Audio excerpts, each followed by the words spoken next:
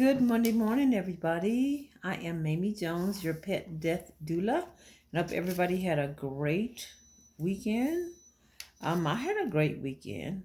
I did do something interesting. My sister, my twin sister actually, pledged Delta Sigma Theta, and they had their initiation ceremony this weekend here in Atlanta. So she's with the East Point College Park chapter. So I am happy, happy, happy for her. Something she's always wanted to do. So yeah, that was a great event this weekend. I'm happy for her. But I am back again to talk about pet death. Like I said, I'm a licensed professional counselor here in the state of Georgia, and I'm a pet death doula across the world. So if you're in Georgia, Alabama, California, Spain, England, Africa, anywhere you want to access me and get my services, you can, because I am a crisis provider of pet death services. So, and that's why I'm a pet death doula. Education about grief and pet loss, and education and supportive services to help guide you through this kind of crazy process of death related to pet loss. I have all kinds of trainings. I have all kinds of products. I have 3 books. Two are on Amazon. Two are on Amazon. One you can order. Have cards, a deck of cards that you can order. I have an emergency grief loss plan that you can get. I have the crisis services, like individual crisis services, last about an hour. Then I have the group services as well. So I have a lot of things. I've invested a lot of time, a lot of energy, because as I've told you before, I've had 2 babies that I have lost to pet loss. One was expected. No, both were unexpected. But one, I knew that I had to put her down, and the other one, I took her to the vet just for a checkup, and I had to put her down. So I've experienced what some of you are experiencing now. And then my dad's dog was killed. We don't even know how that happened, but so there has been death in my immediate area, and I have developed these trainings and books and services as a result of me experiencing it and me knowing that people don't really accept pet death as a viable reason to grieve, and therefore it's called disenfranchised grief. Like, people don't think it's valid. So anyway, I'm here to support you. I don't know whether there's services out there like what I have to offer, but I am very excited about it. And here we go. So today's topic, we're going to talk about the 4th myth. We've gone over myth number 1, 2, and 3. Our 4th myth is that your baby's in a better place, so you should be happy about it, and you should feel better already. So it is a myth because it really minimizes your true feelings of what you're going through. If a being has been in your house for 18 years, 15 years, 10 years, 5 years, every day you plan your routine around your paw pal, and all of a sudden it's gone, it's like your whole world changes. Everything around it changes. So you shouldn't be that easy to get along with, because love is love. You just can't snap your fingers and you don't love anymore. You can't snap your fingers and, the feeling that you have for your fur baby is gone, just because they're gone. No, that's a myth. Another reason why it's a myth is because it puts pressure on you to move on. Like, you're not ready to move on. Like, stop it. Don't put that kind of pressure on yourself. Don't allow anybody to put that pressure on you. You have a right to feel like you feel, and it confuses the grieving process for yourself.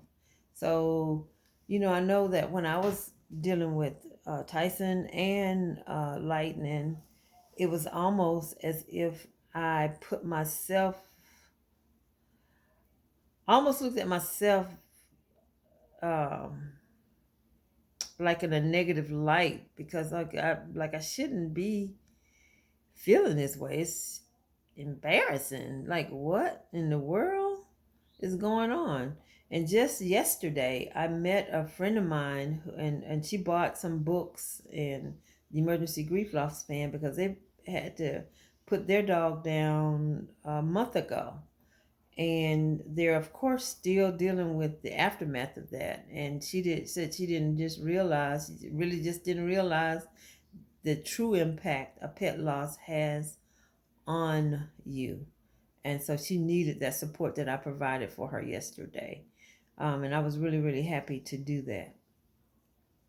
Like I said, we can be hard on ourselves and not allow ourselves to grieve because we don't think we know we should be, but we're ashamed. Sometimes you're in a catch-22 situation. You know you should be grieving. You know you feel like the way you feel, but you're kind of ashamed to do it because you don't know what other people are going to think of you for doing it. So guess what? Grieve. Take your time. Don't let anybody pressure you into not feeling like you're supposed to feel about your fur baby. Okay? This does not make you a weak person. This does not make you a crazy person. It just makes you a human being feeling sorrow, feeling pain, feeling whatever it is that you hurt, whatever you feeling about your baby that you had to put down or you lost or whatever the case may be. And sometimes you may feel at peace with it. Sometimes you may ache. Sometimes you may feel both. But just as we with any other kind of grief, it comes in waves. Sometimes you're feeling good, just how the waves are just everything is mellow, it's floating, everything is good. The next thing you know, here comes a tidal wave. Then you may be easy again, smooth. Then it comes another something may trigger you have another tidal wave. That can happen. The beauty about it, you don't have to explain it to anybody. You know, you don't have to rush it. And I want you to know that you're not doing anything wrong. You're not experiencing anything different than anyone else in this position would feel. Um, so if you find yourself in that position today, if you've lost a baby recently, or not even recently, or whenever you've lost your baby, one of the things in my pet grief emergency plan is to ground yourself when you're feeling overwhelmed. And how do we ground ourselves? We take a moment and we do some deep breathing. So I want you to sit in a comfortable position. Sit in a comfortable position. Close. You can get a picture of your baby or whatever the case may be, or something that reminds you of your baby, and you hold it to your chest and close your eyes. And you're gonna breathe in for 4. Breathe. Hold it for 4, and breathe out for 4. And the last one, we're gonna breathe in for 4. Breathe out. Hold it for 4. Breathe out for 4. We're gonna breathe in love. Hold on, hold the love in your heart, and we're going to breathe out any pain or discomfort that we have. So let's try it, okay? Take a deep breath in for 4. Hold.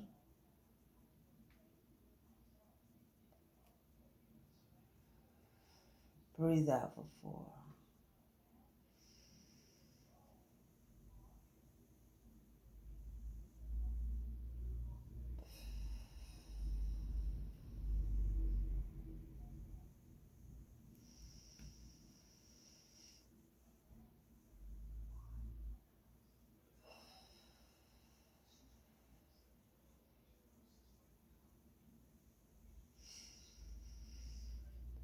Breathing in love for Tyson and Lightning.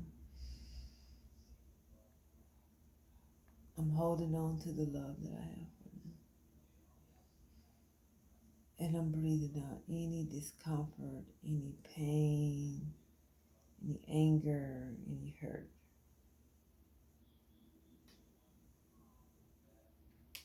Now I want you to take a moment after those deep breathing exercises and notice how your body's feeling. Notice where your mind is.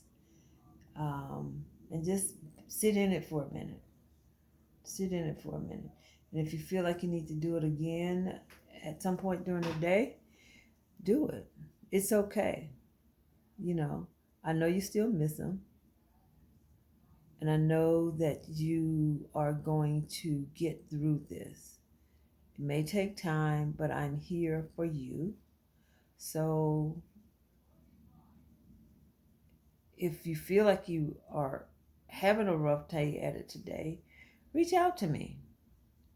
I'm going to leave a Calendly link in my bio, or not in the bio, in the directions or information section of this video, and you can schedule a time so we can talk.